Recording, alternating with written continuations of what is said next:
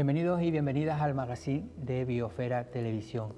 Hace 225 años, concretamente el 27 de diciembre, Arrecife tenía su primer alcalde. Y ahora ha salido un libro, coincidiendo precisamente con la creación de Arrecife como ciudad, un libro que se llama Arrecife, Historia del Viejo Puerto. Está escrito al cuidado de la edición de Sebenzui Rodríguez. Sebenzui, bienvenido. Iba a decir Gracias. Escrito, no, al cuidado de la ¿cómo es exactamente? Sí, generalmente Lo tengo por suele aquí. poner al cuidado, Edición al cuidado de, sí. porque implica, pues bueno, evidentemente la redacción de la presentación, un prólogo o una introducción histórica, más luego la selección de textos, la traducción, la corrección, etcétera. Sí. Entonces queda muy largo poner todo ese tipo de cosas y generalmente en ese tipo de libros se suele poner al cuidado de. Bueno, aquí tengo este libro, la verdad que tapadura, me gusta la letra también bien, es decir, fotografía. Yo creo que es un libro podríamos decir también hasta de cabecera, para tenerlo, para cuando no tengas nada que hacer, ponerte a leer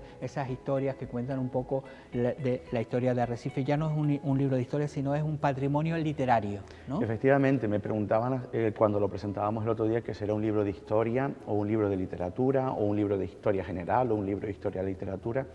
Y es un libro que recopila una parte importante de nuestro patrimonio literario en torno a Arrecife, que cuando lo leemos en su conjunto, pues nos va devolviendo una imagen de cuál ha sido el devenir de esta ciudad en los últimos 225 años. Bueno, el texto un poquito más, porque el texto más antiguo es de 1764, de George Glass, y Arrecife, pues bueno, se convierte en parroquia, que es el antecedente de ser municipio en 1798.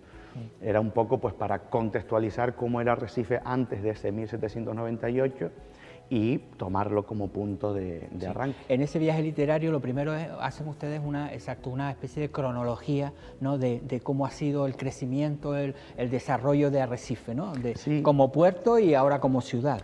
Claro, la cuestión es que entendía yo como al cuidado de la edición que poner solamente los textos, si bien es cierto que cuando los vas leyendo te vas dando cuenta de cuál ha sido el devenir, hacía falta contextualizar primero. Existen libros muchísimos, mejores que el mío, sobre historia de Arrecife, el de Antonio Montelongo y Alexis Faldero, o el de José Manuel Clar, pero el objetivo era intentar en unas 21 o 22 páginas, creo que llevo al final, condensar cuáles han sido los principales hitos en la historia de Arrecife, que fue primero puerto, única y exclusivamente puerto, y después es cuando fue ciudad. Claro, tú haces un poco un pequeño lamento, ¿no? de Arrecife haber perdido el nombre de puerto, ¿no?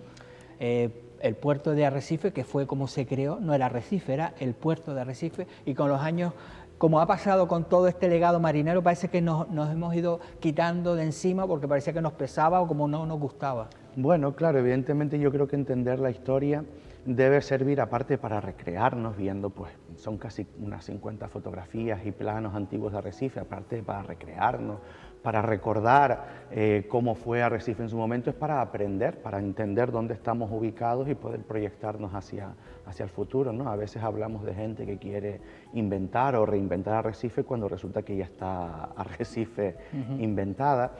Y olvidamos un detalle importante, que es el que acabamos de decir, que primero Arrecife fue puerto y luego es cuando creció o surgió la ciudad. Entre Arrecife, puerto y Arrecife ciudad no sea una relación de casualidad, no surge porque sí. Es decir, Arrecife solamente surge como resultado de tener su puerto.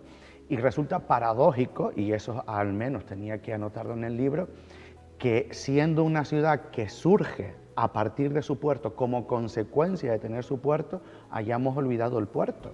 Lo hemos olvidado evidentemente en nuestro nombre oficial y lo hemos olvidado pues a lo mejor abandonando ciertas De hecho lo hemos ido infraestructuras. arrinconando. Al principio el puerto, el muelle era justo donde está el puente de la Pobla, toda esa zona, donde llegaban esos barcos que eran siempre un acontecimiento para la ciudad. Y después ya nos fuimos a Puerto Nao, lo amurallamos para que ya no lo viera, y después ya el otro puerto ya lo hemos mandado para los mármoles. Es decir, que Arrecife ha ido, como no, barriendo un poquito el puerto y al final lo hemos dejado en la esquina de la ciudad, ¿no? De hecho, una de las cosas que señalaba el otro día en la presentación en la Casa de la Cultura y con la que terminé, porque es una cosa que siempre que puedo la digo y cuando tuve oportunidad de decirla la dije y la vuelvo a decir ahora, Me parece que es como ignominioso que hayamos levantado una gran muralla en el puerto de Nao, porque si no es por el puerto de Nao, Arrecife no crece. Arrecife sería una cosa completamente distinta. Lo decía el otro día, sería un ejercicio interesante de recreación literaria, imaginarnos qué sería hoy Arrecife si no hubiera sido por su puerto. Yo me imagino siempre un montón de hoteles en la orilla de la marea, porque tenemos una marina preciosa, escondida detrás de unos muros, pero una marina preciosa, una cantidad de apartamentos detrás y un gran terreguerío probablemente hasta llegar a Argana. La cuestión es que si Arrecife es precisamente por su puerto. Lo que no se entiende es que le hayamos puesto una gran muralla. Entiendo que se hizo por razones de seguridad, pero también me pregunto, ¿y no se podía haber hecho una un poquito más chiquita? O poner más guardias de seguridad, ¿no? Estamos hablando ahí, vemos la portada de Ediciones Remotas, el libro, la verdad que hay que agradecer a Ediciones Remotas toda esa bibliografía que se está haciendo Lanzarote y sobre todo el cuidado, ¿no? Yo creo que a la hora, por ejemplo, tú, que no es la primera vez que pones en marcha un proyecto de esto, también es un gustazo tener un libro bien cuidado. Fue para Ediciones Remotas un riesgo. Tuvo la suerte de contar también con apoyo institucional porque, claro, cuando preparábamos el libro podíamos haber hecho una edición, vamos a decir, más barata, más modesta. De bolsillo. Claro, en rústica, es decir, con tapa blanda, con un papel de menor calidad, pero si haces eso, pierde un poco la esencia que tiene el libro. No se podían haber impreso las imágenes en alta calidad, con buena resolución. Se perdería eso que tú estabas señalando anteriormente, ¿no? Ese tamaño de letra que es cómodo para leer, para los que yo pasamos de 40 y tenemos presbicia especialmente. Exacto, los márgenes que somos los que más leemos, hay una edad y parece que lo hacemos al revés. Entre los libros la letra va más pequeña, al final tienes que meterte un ordenador para subir. Ha hablado de este libro, bueno, empezabas con ese recorrido de la historia, ¿no? La Arrecife del puerto a ciudad. Y después ahí, ¿no?, haces un pequeño ese recorrido literario que empiezas con la historia del viejo puerto, ¿no? Estampas del viejo puerto. Cuéntanos un poquito. Sí, la cuestión es que toda esa colección de textos, del que tuve que hacer después un cribado, ¿no?, porque eran muchísimos más inicialmente los que había recogido, además de colocarlos por orden cronológico, que me parecía lo lógico, colocarlos ordenadamente según la fecha en la que fueron escritos, los quise agrupar por varios temáticas, vamos a decir así, por varios bloques de contenido. Y el primero de ellos, que es precisamente el más numeroso, si no recuerdo mal, creo que son 10 textos, se titula ese bloque Estampas del Viejo Puerto, y ahí lo que hago es recoger desde 1764 hasta 1968, ¿sí?, toda una serie de textos que lo que hacen es describir, por así decirlo, el espacio físico de la ciudad, partiendo de George Glass, como decía anteriormente, un marinero escocés que estuvo por Canarias visitando el espacio con la intención de establecer después contactos comerciales, y todas sus impresiones las plasmó después en ese libro, y terminé en 1968, que viene siendo casi cuando ya empieza a morir el viejo puerto y nos acercamos al nuevo Arrecife, con un extracto del programa de las fiestas de San Ginés, en el que se habla de que se está aprobando el Plan General de Arrecife y cuáles pueden ser las grandes transformaciones que experimentará la ciudad. Yo lo dejo ahí quieto y lo digo además en el prólogo, que le corresponde después a quienes lo lean en la actualidad ver si todas las esperanzas que se plasmaron en aquel entonces... Yo te digo ya que no.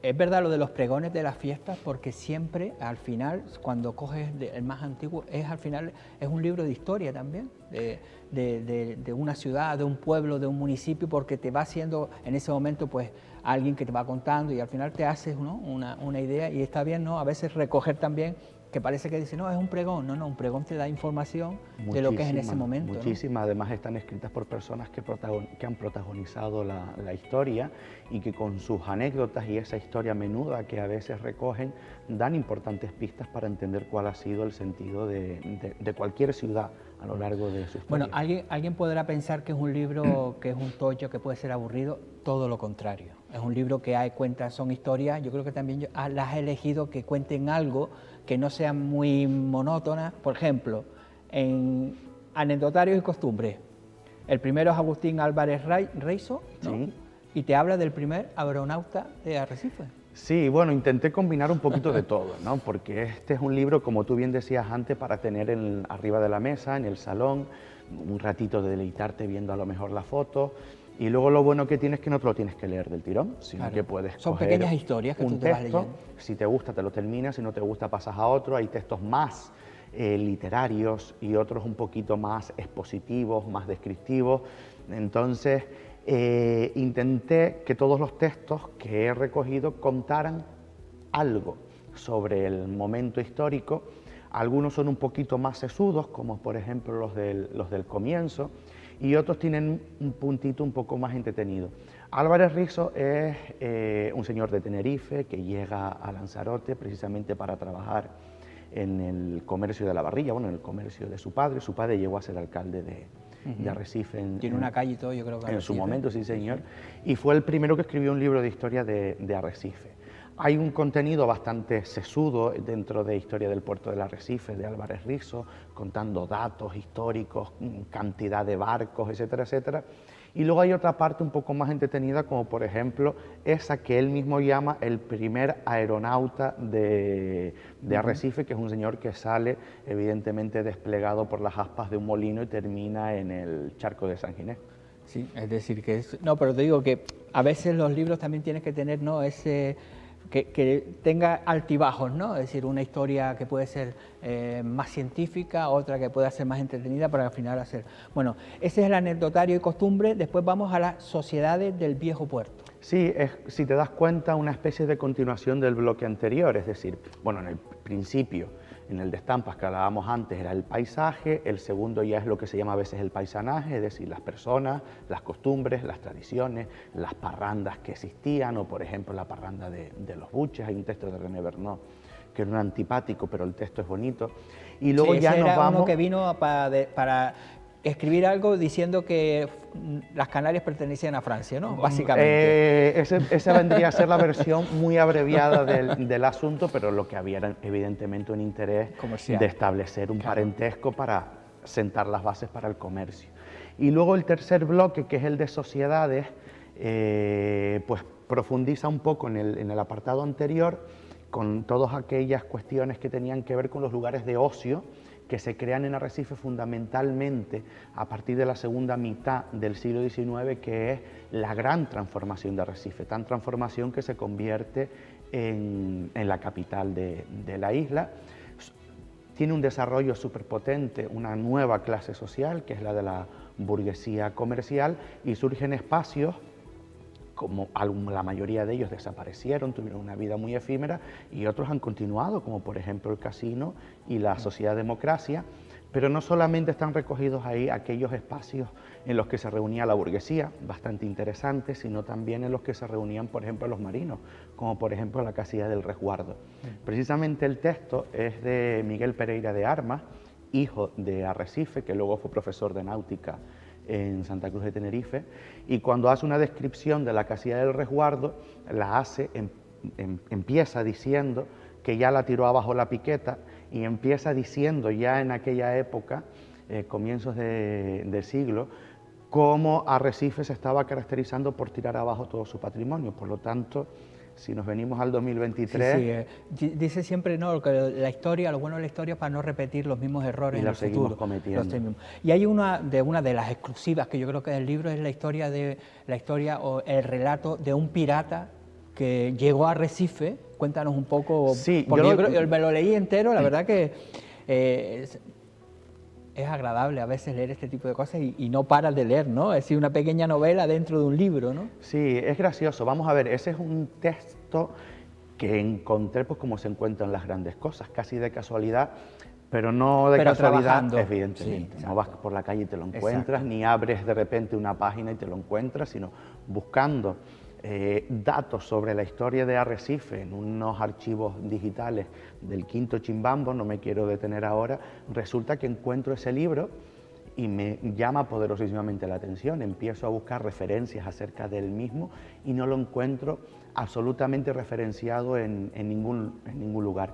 Extraje de ese libro el fragmento en el que precisamente se habla de Arrecife. Cuento básicamente la historia del mismo. Es a finales del siglo XIX, ¿no? Sí, efectivamente. Británico, que al final, pero, vemos que siempre hemos tenido muchísima relación con los británicos. Bueno, De hecho claro. ahora tenemos tanta relación que más del 50% de los guiris que vienen son del Reino Unido. Pero digo que tenemos esa, aunque vino el francés que quería un poco engatusarnos, pero siempre hemos tenido mucha relación con La los británicos. mayoría han sido británicos, pero también ha habido franceses y de muchísimos sitios, porque solamente hay que mirar la situación geográfica en la que se encuentra Canarias. Y luego no hay que perder de vista una cosa: cuando Arrecife realmente se transforma, que es desde finales del siglo XVIII y primera mitad del siglo XIX, es precisamente gracias al comercio de la barrilla, que es una hierbaraja con la que yo jugaba de chico en el campo porque me llamaba mucho la atención por esos especies de granitos de azúcar que para un niño llamaba mucho la atención y que jugábamos a machacarlos en un cacharrito para echar líquido. Esa hierba que se plantaba en todos los campos de Lanzarote era la que luego se exportaba a distintos mercados, pero fundamentalmente al mercado británico, porque con las cenizas de esa hierba se extraía un álcali con el que se podían elaborar después distintos productos, como por ejemplo jabones, pero también cristales. Se exportó también a Venecia, se exportó a Estados Unidos, pero fundamentalmente a Era cuando Reino los Unido. productos eran de forma natural. Bueno, Antes de que se vamos desarrollara la química. al pirata que llegó a Arrecife. Vale, mira, básicamente era una expedición presuntamente comercial que venía de Reino Unido y que se dirigía a la región del Sus, que es en el sur de Marruecos. Evidentemente ellos decían que iban, como estoy indicando, por una cuestión meramente comercial, porque querían establecer contactos comerciales.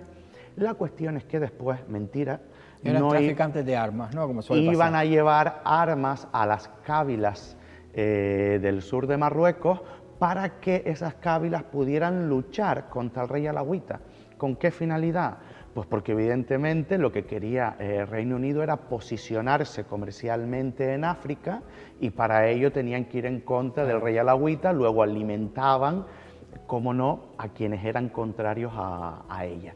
La cuestión es que en ese largo viaje que emprenden desde Reino Unido hasta el sur de Marruecos, pasan primero por Arrecife y hacen escala aquí y la narran precisamente en ese libro, que es el que escribe Henry M. Gray, que era el segundo de a bordo, después de haber salido de la cárcel.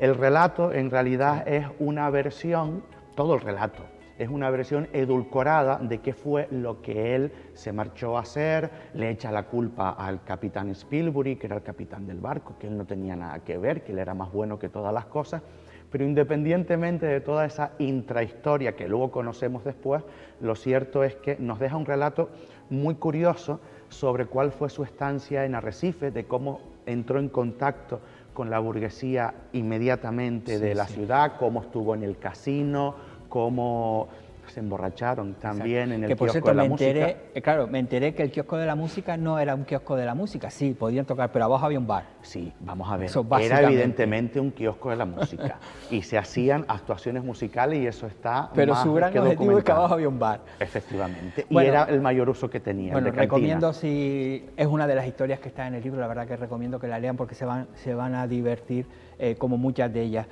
Vamos a ir rápido porque podríamos seguir. Tenemos después náufragos y percances, ¿no? Ya esa es la parte menos divertida, bueno, menos divertida, es decir, es la parte más cruda y más real.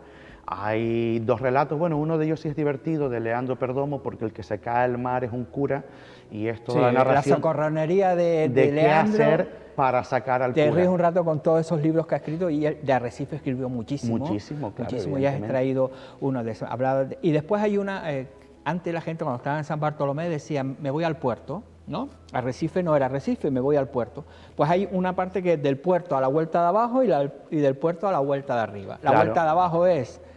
Evidentemente, sí, bueno, yo creo que prácticamente todos lo conocemos y todavía lo seguimos usando, aunque de manera más coloquial, más informal y afectiva, ¿no? Esos dos bloques que tú acabas de mencionar, lo que pretendieran cerrar todos los anteriores, ubicando ahora Arrecife en el marco de la isla. Curiosamente, encontré dos textos de viajes en guagua. Uno de Agustín de la Hoz, que es un viaje en guagua hacia Aría, que es la vuelta de arriba. efectivamente, y el otro, que es un viaje en guagua, desde Arrecife hacia Yaiza, Que es la que se vuelta de debe abajo. la vuelta de abajo. Lo curioso, me cuadró que ni buscado adrede, es que los dos son viajes en guagua. Que cuando antes un viaje en guagua era un viaje en guagua, ¿eh? Hay que leer el texto, sobre todo de manera especial el de Ayaiza, imaginándoselo. Es decir, hay que ponerse en la situación, en la piel. en aquellas tartanas que iban hacia abajo, porque lo que narra precisamente ese texto no es tanto una historia en sí como un ambiente en sí, es decir, cómo era todo ese recorrido que llega a un punto en el que te termina resultando hasta angustioso, ¿no? Porque parece que no va a llegar nunca a Yaiza. Y luego la descripción de tipos, las mujeres que aparecen. Y luego, sobre todo, simboliza cómo Arrecife era eje de toda la isla para el comercio, ¿no? De los intercambios comerciales dentro de la isla, como la gente de los campos, vuelta de arriba y vuelta de abajo, venía para Arrecife, claro, evidentemente para comerciar en la Recoba o donde fuese. Bueno, Sevensú, podríamos estar horas hablando de este libro, la verdad que es súper interesante. Si puede, yo imagino ya se puede comprar. Sí, ya están todas las librerías. Es un buen regalo de Reyes, ¿eh? Se lo aconsejo a aquellos que no tengan nada que contar, ya no solo para la gente de Lanzarote, sino regalárselo a alguien de fuera. Yo creo que es una oportunidad para tener algo entretenido, interesante y sobre todo que se puede guardar para leerlo en muchísimas ocasiones. Pues nada, muchas gracias. No, muchísimas gracias a ti. Sigue trabajando, que no paras, así que el próximo libro ya vendré por aquí otra vez. Está en marcha. Venga. Pues nada, a todos ustedes, ahora continuamos con el gerente de Promotur, el lanzaroteño José Juan Lorenzo. Existe un sitio donde tanto en julio como en diciembre hay un clima excepcional. Puedes bañarte y puedes besar.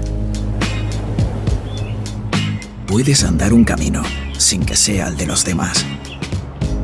Puedes estar con tu familia, estar con mamá y mamá. Puedes comprar ropa que piensas que no vas a usar. Puedes enamorarte tontamente, como hacías en la universidad. Puedes maquillarte, maquillarte, maquillarte, hasta que en tu cabeza deje de sonar. ¿Qué pensarán? Puedes sentir que es verano, por los 23 grados y por la gente que encontrarás.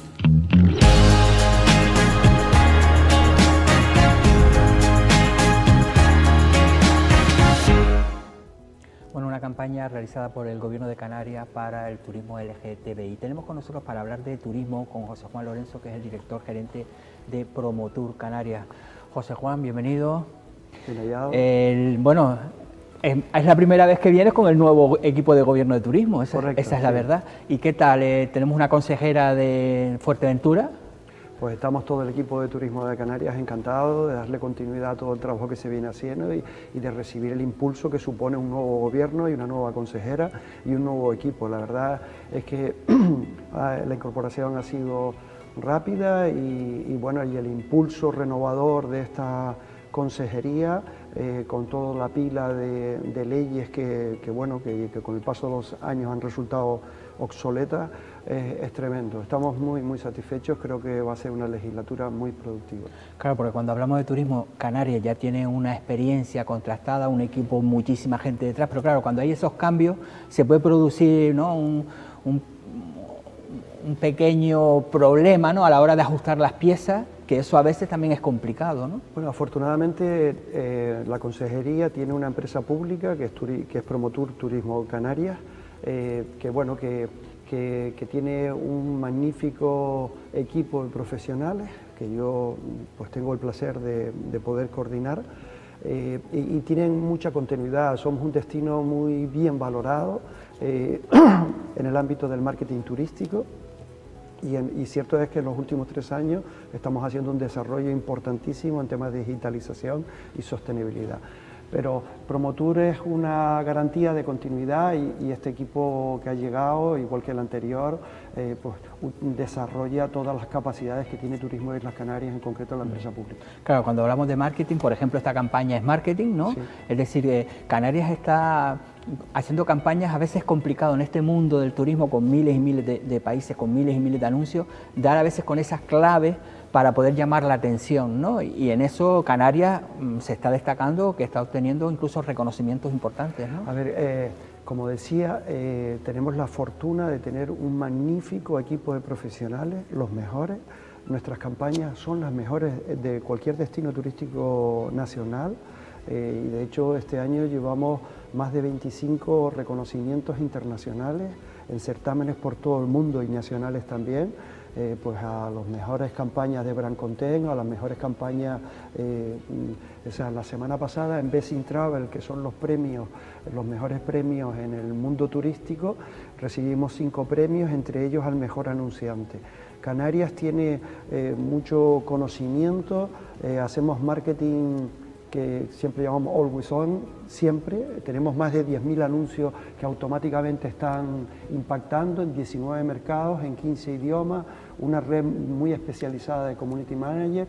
Canarias hace un trabajo, Canarias tiene la capacidad de llegar al cliente final en Europa, y eso tiene muchísimo valor. El año 22 tuvimos más de 2.000 millones de impacto y todo ese conocimiento y toda esa información digitalmente la recogemos, la analizamos y nuestras campañas, tanto de Sol y Playa Plus como de los distintos productos, los distintos segmentos, pues tienen mucho éxito y consiguen sobre todo éxito en el sentido de eficacia, consiguen llegar al cliente final y consiguen que estemos en lo más alto de la mente del consumidor europeo como destino para sus próximas vacaciones.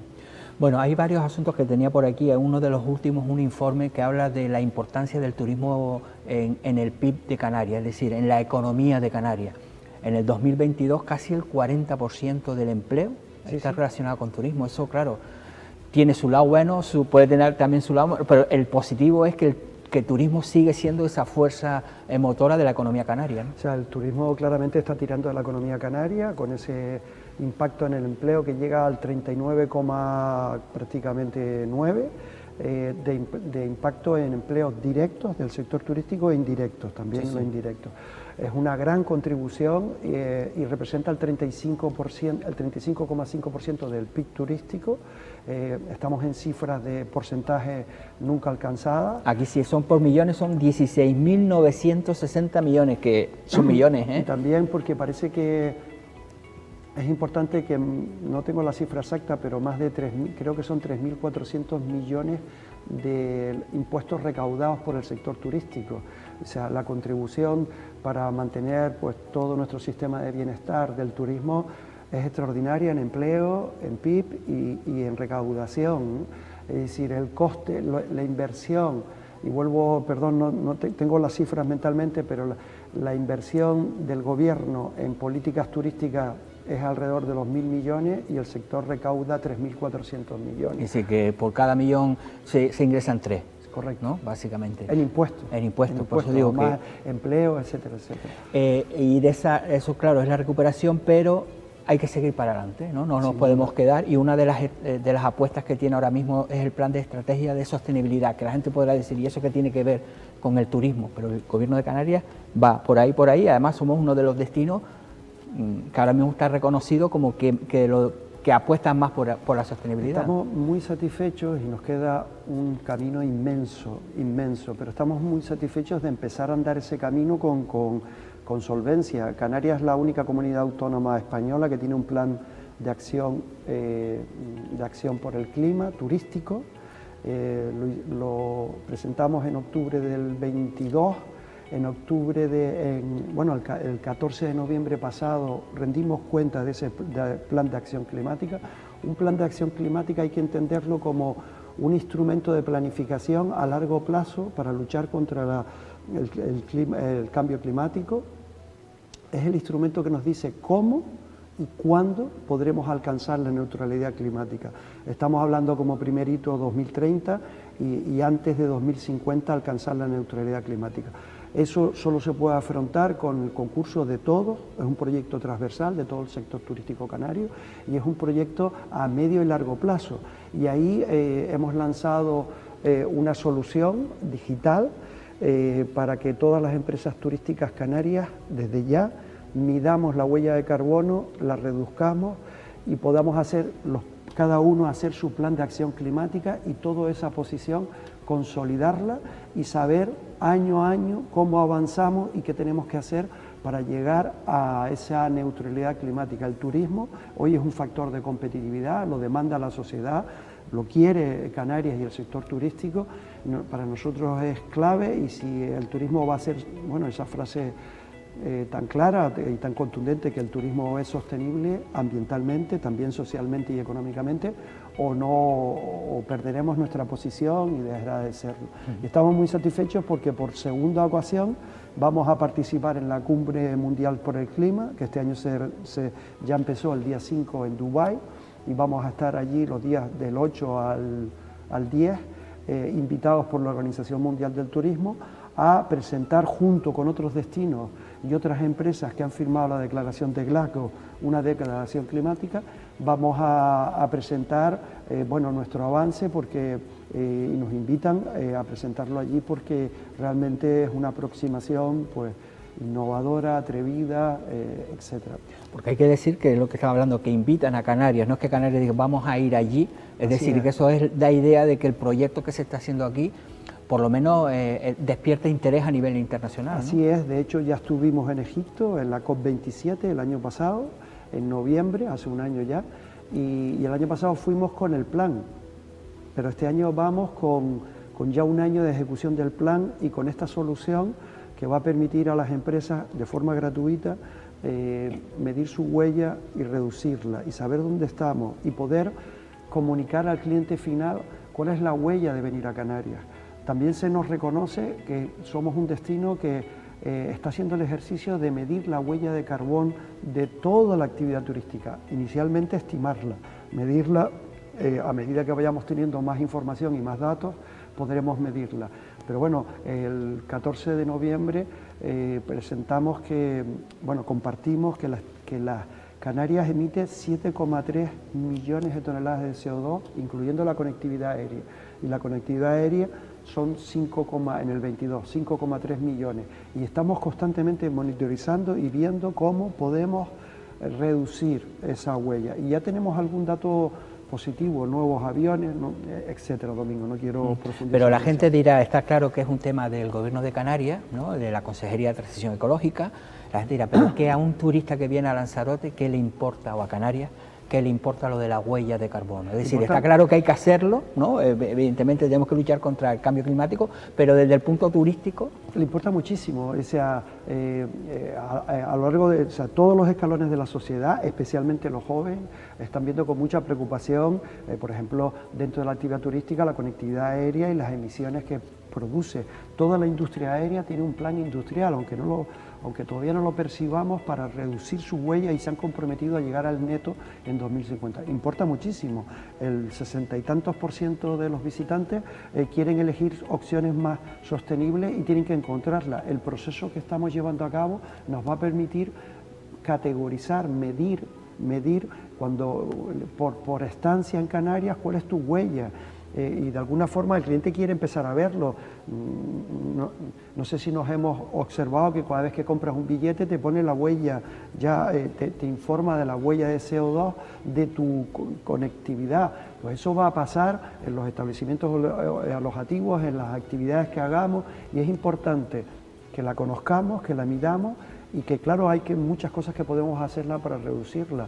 Tenemos ese gran compromiso, y si lo hacemos como lo estamos haciendo, y lo hacemos de una forma acompasada, todo el destino, empresas pequeñas y grandes, todas las sociedades de promoción y el gobierno, se va a convertir en un factor más de competitividad de nuestro destino. Hay un asunto que a muchísima gente preocupa, no es directamente competencia de Promotur, pero hablamos de las viviendas vacacionales. Sí. Un problema que no afecta a Canarias, que afecta prácticamente a todo el mundo. Correcto. Claro, ¿hay alguna solución? Yo sé que es muy complicado, incluso hasta para los propios clientes. Cuando tú vas a un sitio dirás, oye, si me sale más barato esto, no me voy a un hotel. ¿Cómo se puede gestionar, o qué es lo que desde Turismo Canarias se está empezando a hacer? A ver, empezando por la perspectiva del cliente, como estabas comentando, donde la demanda es una opción más y muy atractiva, que se ha desarrollado en los últimos 10-15 años de una forma extraordinaria en el planeta. En Canarias, a día de hoy, hay más de 200.000 plazas alojativas en viviendas vacacionales. Ya representa más de un tercio de la oferta de toda Canarias en pocos años. El tema es que no es tanto el fenómeno es demandado y que ha contribuido a extender la riqueza del turismo, sino la dimensión del fenómeno y la bajísima, o por no decir poca regulación. Este gobierno, como decía, ha llegado con el compromiso de revisar toda la legislación y bueno, hay una iniciativa de ley para ordenación de la vivienda vacacional que acaba de terminar el trámite de consultas con más de 5.300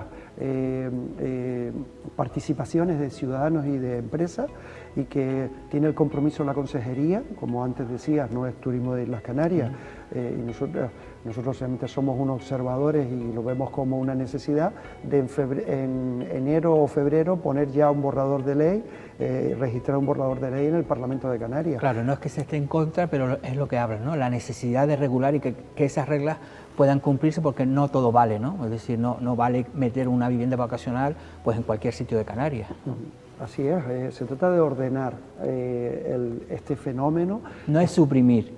Por supuesto que no, se trata de ordenar y hacer compatible la sostenibilidad, la calidad, el derecho a la vivienda de los canarios, etcétera, etcétera. Es un tema importante que, si bien durante todos estos últimos años no ha estado suficientemente ordenado, ya se está produciendo un movimiento a nivel en todas las ciudades del mundo donde han ido por delante con este fenómeno ya de regulación y de ordenación para que se convierta en un factor más de competitividad y que no se desequilibren los equilibrios que necesitamos entre la convivencia y entre los turistas. Bueno, José Juan, gracias por venir. No va a ser la última vez, ni tampoco ha sido la primera. La cumbre del clima, está claro que a todos nos interesa.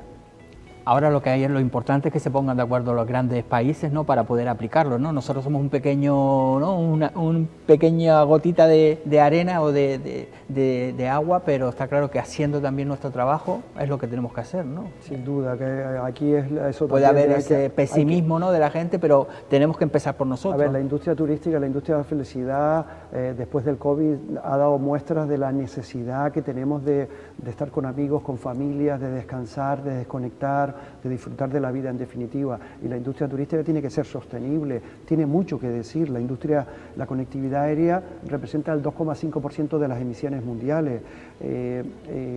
Claro, tenemos nuestra cuota de participación, y Canarias, que es un destino de referencia a nivel mundial, que este año vamos a llegar a los 16 millones de turistas, pues tenemos nuestro impacto y tenemos mucho que hacer de nuestro lado de la balanza. Bueno, gracias. Gracias y nosotros vamos a continuar en el magazine. Vemos un vídeo y seguimos. Y además hoy da comienzo con este encendido navideño, como también con la inauguración del portal de Belén. Programación de los eventos que el Ayuntamiento de Tías va a desarrollar desde el día de hoy hasta el día 5 de enero, 25 actos. Agradecemos a todas las personas que han hecho posible este Belén precioso. Compañía de nuestro Belén, a la que tengo que agradecer a Luis Acuña por siempre participar y hacer un Belén tan bonito. Vendería Larra, gracias.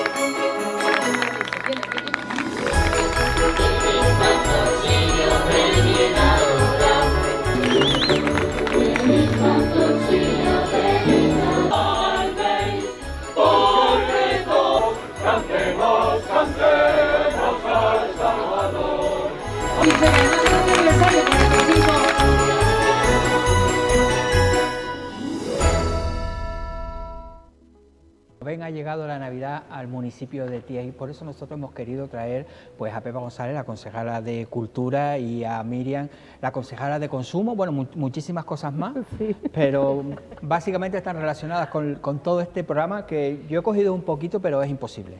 Tienen demasiadas cosas.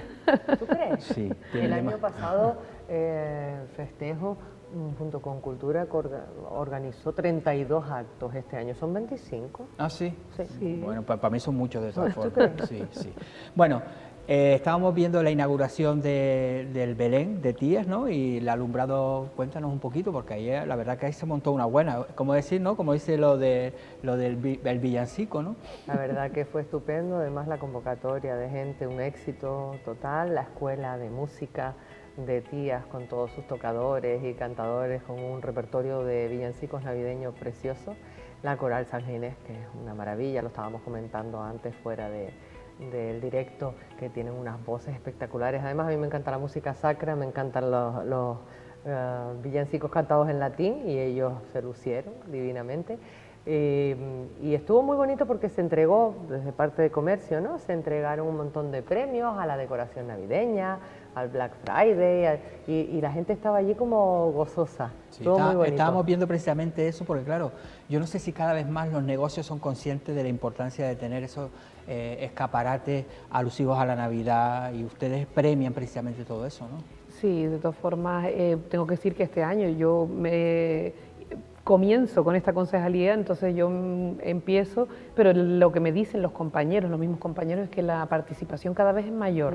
El Black Week fue donde más participación ha habido, tanto de las personas como de los comercios que colaboraban, y yo creo que ellos son cada vez más conscientes de la importancia que tienen, porque es una manera de hacer también publicidad hacia su negocio, y también de que el consumo se haga en Tías, que sea un consumo local. Y vimos en los premiados que no solo era, los premiados fueron muchos de fuera, de Arrecife, entonces nos aporta a nosotros, a Tías, una gran información, porque además vemos que se está consumiendo en Tías, pero no solo las personas de Tías, sino que vienen de fuera a consumir al municipio.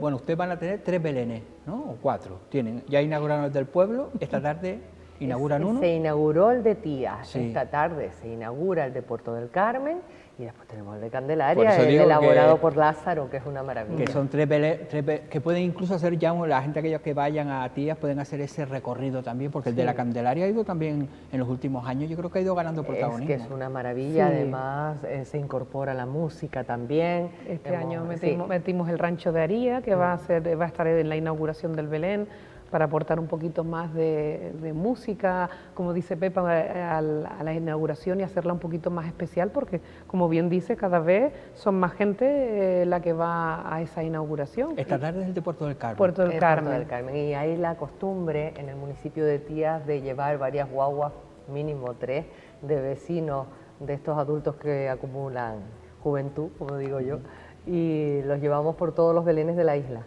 Y cuando llegan a Tías ya es la guinda, porque van de un sitio a otro, como bien decías tú, haciendo ese circuito bonito, y terminan en Candelaria. Pero ese ya, ¿cuándo es la visita de...? Esa visita normalmente se hace a mitad. Está programada para el 14. Sí. Pero ya están todas las plazas cogidas y todo. No, eso se van apuntando en el área lo digo de para mayores. que lo sepan, que vayan... Se van apuntando en el área de mayores, en un número de teléfono, y se va pidiendo las guaguas a medida que va llegando mayores que se apuntan. Si hace falta 3, si hace falta 4. Bueno, era entonces esta tarde de Puerto del Carmen, y el viernes el de la Candelaria, que después toca el Rancho de Pascua de Aría. De Aría, sí, correcto. Una maravilla. En Tías creo que hace falta un Rancho de Pascua, ¿no? Tenemos 2, en el municipio ¿sí? hay 2. Yo tenía por aquí encuentro de Rancho de Pascua. Sí, pero porque estos vienen por medio de la Navidad isleña, lo que coordina el Cabildo. Y los de Tías se van a otro lado. Nosotros tenemos el de Mácher y tenemos el de Tías. El encuentro lo tenemos el día 22. ¿verdad? El encuentro de Rancho. El día 22 tenemos el encuentro de ranchos, donde ahí van el de Tías, Mácher y como para que no se enfaden conmigo, voy a intentar que venga alguien de aquí al magazine de los ranchos de... Ellos encantados. Me vas a tener que pasar los teléfonos, sí, ya que dije que no había. Sí, te los paso, que sepan. Bueno, y después está la muestra de artesanía, que ahí sí está, ¿no? Casi te toca a ti, ¿no? A mí me toca las fiestas, por fiestas patronales, y por comercio pues me tocó el encendido, me toca la visita de Papá Noel y la muestra de artesanía. Un poco la muestra de artesanía que se inaugura el día 14, a las 5:30 de la tarde, inauguramos la muestra de artesanía. Dura 4 días, en horario de tarde, de 5 a 10 de la noche. El domingo se van un poquito antes, a las 9:30, para que los artesanos puedan recoger, pero son 4 días intensos, con muchísimas actividades, talleres para niños a partir de 6 años, talleres para jóvenes a partir de 12 años y talleres para adultos. ¿Es en la Plaza Paradero? No, va a ser en la Plaza de las Naciones, donde tenemos el anfiteatro, y entonces hay actividad musical también, actuaciones de música, que gracias al Cabildo hemos podido introducir a las Navidades isleñas, entonces tenemos muchos grupos de folclore, los puestos son exclusivamente de artesanos, y un poquito hemos metido también comida, porque yo soy muy golosa. Entonces yo dije, no puede faltar la trucha, no puede faltar los roscos, y el chocolate caliente. Y un mercado sin comida, además yo creo que a veces son los que tienen más éxito, en muchísimas ocasiones. Sí. Y además también es importante para los artesanos el turismo, ¿no? Que al final hay muchos turistas que también quieren llevarse esos pequeños detallitos Sí. y es donde encontrarlos, ¿no? Sí, yo creo que para los artesanos además la fecha era ideal porque otros años la muestra de artesanía Tías la hacían después de la fiesta del Carmen en agosto y los artesanos desde que les propusimos el cambio enseguida dijeron que sí, que muchísimo mejor esta fecha para ellos para elaborar su material porque quieras o no están preparándose en septiembre para los Dolores, estaban muy contentos y una fecha además que es propensa a que la gente compre, tanto la gente local como el turista, porque al hacerlo en zona turística yo creo que vamos a tener una afluencia grande de personas. Y entonces va a ser por la tarde, de por la 5 a tarde. 10 de la noche. Vale. Sí. Después hay varias de recogida solidaria de juguetes. Sí. Hay una recogida tengo por aquí que es el día 17, pero después está el árbol de Navidad, que también es otro de los... Siempre se hace el árbol solidario que lo organiza la agrupación folclórica Guágaro. Eso es cada año que se hace acopio de muchos juguetes, pero las distintas asociaciones, recuerdo ahora Burgao, recuerdo Voluntarios Bomberos, incluso en la zona de Conecta Tías, que está en Puerto del Carmen, que es una estrategia comunitaria donde se aunan unas 40 asociaciones, allí también se reúnen juguetes de primer uso o incluso reciclados ya de un segundo uso, para poder después llevarlo a todos aquellos lugares en donde se sepa que hay necesidad. Porque aunque mucha gente no lo piense, hay familias que sí necesitan, que necesitan ayuda y a veces un juguete parece que no, pero que también hay que sacarlo a lo mejor de la comida diaria, ¿no? Exactamente, hay familias que están al límite y es muy triste que después regresen de la época navideña y niños que vayan a los colegios, unos jugando con sus presentes nuevos y que los otros tengan que decir que no tienen nada porque nada les llegó. Pero uno de los actos es el árbol solidario, que es en el Teatro de Tías, Sí. que empezó como como un pequeño acto, pero yo creo que cada vez tiene más entidad, Esto ¿no? ha crecido una barbaridad. Además, distintos grupos deportivos, tipo el MAJEC y grupos de balonmano, de fútbol del municipio, hacen un llamado a los distintos jugadores y a los entrenadores y todo para que dejen regalos y se lleven ese día. Yo creo que es importante, además de solidaridad, de ser un municipio muy solidario, porque todos los años es una cosa exagerada la cantidad de juguetes que se dan. Por otro lado, también hay que hacer una concienciación, ¿no? Tampoco hay que gastar tantísimo, tampoco y hacerles ver a muchos familiares que eso de un hijo, ponerle a un hijo 7, 8, 10 regalos, eso es un disparate. No tienen tiempo ni de abrirlo. No tienen tiempo ni de abrirlo. Además, como que se bloquean. Yo he visto niños bloqueados porque de repente cogen 1 o 2 cosas y llega el mes de marzo y todavía tienen allí unos paquetes que no saben ni lo que es, o que han abierto, le han quitado el papel pero ni le han echado cuenta porque ni lo pidieron, ni lo querían, ni lo estaban deseando. O sea que yo creo que hay que hacer un poco una reflexión y decir algo que sea necesario, algo que sea educativo, que también es importante, algo de aprendizaje, o algo que les genere actividad, ¿no? Algo de deporte, pero no exagerar en esta fecha. En cambio, hacerles ver que hay otros que sí lo necesitan. Yo recuerdo en una ocasión un inciso chiquitito, UNICEF me hizo un llamado y fue una de las cosas que hice con mi hijo y era una cajita y dentro de la cajita tenía un detallito chiquitito y con la compra de eso tú estabas ayudando a niños en otros países. Y eso se lo puse a mi hijo unas navidades y él decía, ¿y esto qué es? Digo, esto es que estás ayudando, abre, y entonces abría y estaba allí la explicación. Escrita para un niño, ¿no? Para un menor de edad, y él hasta se emocionó y dijo, estamos ayudando a este chinijo en África. Digo, sí, lo estás ayudando. Gracias a esto le están llegando unas zapatillas o un chándal. Hay que hacerles ver esto también. Bueno, el 22, que es el viernes, llega Papá Noel. Tenemos la llegada del Papá Noel a las 5 de la tarde y media hora antes, con inscripción previa, hemos dado un margen de esa media horita para niños con TEA, para que puedan ir sin ruido, sin nada y puedan hacer la visita al Papá Noel. Porque luego a partir de las 5 que ya habrá música, porque habrá talleres infantiles también, eso sería el día 22 y luego el encuentro de ranchos a las 8 de la tarde. ¿Y a dónde llegan? ¿Qué parte del municipio? Para que la gente lo sepa. Va a ser en el ayuntamiento, en la plaza del ayuntamiento. Ahí va a llegar Papá Noel. Sí. Directamente de Laponia, ¿no? Creo que viene. De Laponia. De Laponia, sí. Después está el árbol solidario, que ya hemos hablado el 23. Sí. El lunes 25 también hay 2 corales en Puerto del Carmen, ¿no? La Nosotros Marina. tenemos la Marina y tenemos Indulce Júbilo, que son la coral esta de múltiples nacionalidades, 14 nacionalidades. Sí, que la hemos tenido por aquí, no a todas las nacionalidades. Pero son maravillosos y cantan divinamente. Eso es el lunes 25, el día de, bueno, un buen momento también, porque el 25 a veces te quedas ahí como qué fiesta, pero ¿qué haces? ¿Qué haces? Pues un chocolate caliente en Tías o un café con leche con unos churros y después te vas a escuchar las corales, un planazo. Sí, ¿verdad? La verdad que sí. Ese es el lunes 25 en Puerto del Carmen. Esa es en Puerto del Carmen, la iglesia de Puerto del Carmen después de la misa. Precioso. En el programa pusimos a las 9, pero sí, suele ser porque hay misa primero y allí hacen la actuación. Tienen esa tradición ya bonito, de hace muchos años y entonces lo van a hacer allí dentro. Muy bonito. Bueno, pues ya saben, si el 25 no tienen nada que hacer, se van a Puerto del Carmen. Después tienen el fin de año en el Varadero, que eso también... Yo no sé, hay pocos municipios ya que se arriesgan a hacer fiestas de fin de año. Tía, año tras año, dicen... La gente se lo tiene que pasar si no bien. Lo hacemos somos, una zona somos una zona turística que también los turistas necesitan pues esa fiesta que a lo mejor no tienen en sus casas o no saben, y yo creo que la del Varadero ya también es una fiesta ya... Y cada vez más la gente deja de, por lo menos lo que yo veo en mi entorno, dejan de cenar en las casas para irse a hoteles. Sí.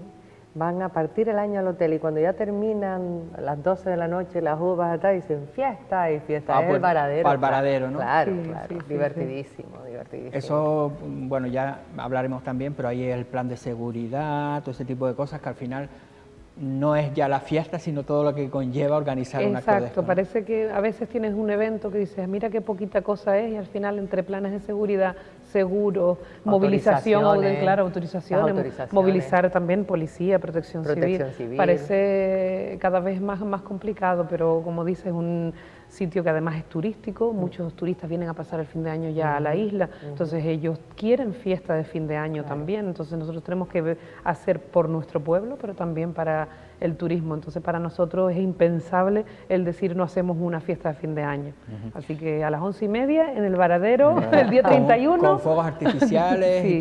Los fuegos artificiales salen desde la avenida de las Playas, a la 1 de la mañana, pero a las 11:30 empieza ya la fiesta con el DJ Ángel Pérez y con los conejeros, el cuarteto Los Conejeros. Y a pasárselo bien y de forma sana, eso sí sí, que pedírselo a todo el mundo. Ya estamos casi terminando, ya estamos en el 31, el 2 de enero hay un concierto de Año Nuevo también. Sí, también con la colaboración del Cabildo, de Navidades Isleñas, la banda musical de San Bartolomé y la de Yaiza. ¿Esa es en la Plaza del Varadero, es esa. Vale. El día 2, que eso quedaría, el día 1 es lunes, el martes. Sí. El martes, el día 2. Y ya los Reyes Magos, ya, el viernes, que en Puerto del Carmen han hecho, yo creo que por la mañana, ¿no? Viernes los Reyes, lleva ya unos años. Tienen que desembarcar en el Varadero y después hacen un recorrido, ¿no? Por allí. Hacen recogida de cartas primero en la Plaza del Varadero, desde cuando desembarcan, hacen la recogida de cartas porque luego ya la cabalgata la hacen por la calle Teide hasta Frechos y ya de allí pues se van. Yo recomiendo a todo el mundo que se acerque porque verlos llegar en el barco, los camellos esperando, el pasacalles, todos los duendes, las hadas, es que es tan bonito que uno se mete dentro de un cuento. Y además es que ese día aguantar a los chiquillos es complicado. Porque no están nerviosos, pues qué mejor, te lo llevas allí a Puerto del Carmen, aparca con normalidad, te echas por aquí un café, una cosita, un refresco. No sé a qué hora está prevista. A las 11. A las 11. La llegada es a las 11. Y ver a los niños pasar con las familias, cómo se sientan con los reyes. Es la tradición, pero gente y extranjeros que de repente ves tú que iban para la playa y pararon allí y dicen Reyes Magos y se paran, se sacan y por la foto. tarde en el pueblo, no sé si está la recogida, está en el centro de deportes, ¿no hacen una recogida de...? La recogida de cartas será en el campo de fútbol. En el campo de fútbol. Sí, el año pasado también se hizo ya así, gustó mucho, no la en verdad. El pabellón. No. Hombre, ese es nuestro plan B, si yo se pone el tiempo feo. Ya. Ese sería el plan B, pero no, la idea es que sea en el campo de fútbol de Tías. Con música, con un escenario, con la actuación. Yo me acuerdo de ir con los chinijos a Tías, porque es un acto, la verdad, que en Arrecife a veces es muy multitudinario, y allí los niños al verse con los reyes, todo ese tipo de cosas, pues les hacía más ilusión, así que seguro que hay mucha gente que todavía mucha gente viene de fuera, ya Tías cada vez era gente del pueblo que sí, pero venían de otros San municipios, Bartolomé, y hasta de Arrecife, Arrecife, mucha gente de Arrecife que decía, es demasiado rebotallo. Claro, yo soy de esos que iba para arriba sí. era en el terrero de lucha, ¿no? Sí, antes sí. Y ahora entonces ahora en el campo de fútbol. Campo de fútbol, con todo el césped alrededor y viendo allí espectáculos de gigantes, de un montón de interacciones con muñecos, la verdad que los niños disfrutan muchísimo y te los ves tan nerviosos, tan emocionados, entregando las cartas para que vengan los reyes esa noche. Bueno. Es bonito. Pues nada, ya se nos acabó las Navidades. Qué Mira barbaridad. qué fácil, ¿no? Y con todo lo que han trabajado ustedes. Qué barbaridad. Con todo lo que han trabajado ustedes, yo en 15 minutos Preparando desde septiembre para ya la hemos fulminado.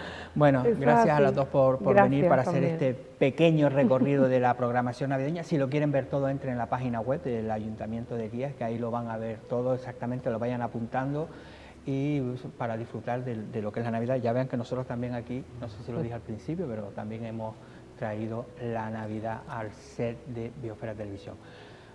Bueno, hoy es martes, como si fuera viernes, mañana es fiesta, pero el jueves nos vamos a ir hasta la isla de La Graciosa, vamos a hacer un programa en directo, así que nos vemos allí en la 8ª isla. Y a los que no, pues que disfruten de este hermoso puente que tienen por delante.